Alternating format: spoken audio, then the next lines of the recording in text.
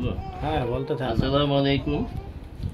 আমার অনেকগুলি successful jaundice পেশেন্টের মধ্যে আজকে আরও একটি জন্ডিসের পেশেন্ট, যার নাম হলো মিস্টার মোহাম্মদ মঈন,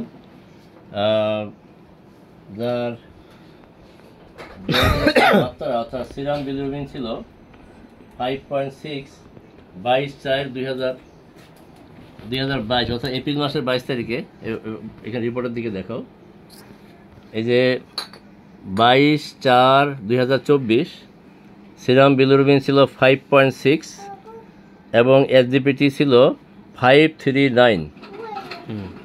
এসডিপিটি 539 এবং সিরাম বিলিরুবিন 5.6, যেটা এক মাসের মধ্যে। এই যে তার ফাইলটা এখানে দেখা যাচ্ছে।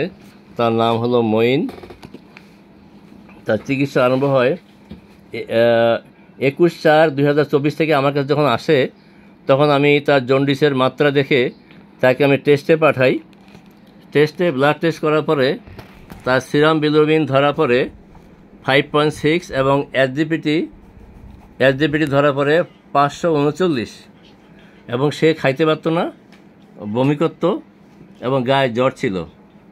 তা আল্লাহর অশেষ রহমতে 1 মাস চিকিৎসার ফলে আজকে 22/5 এই যে রিপোর্ট চলে আসছে।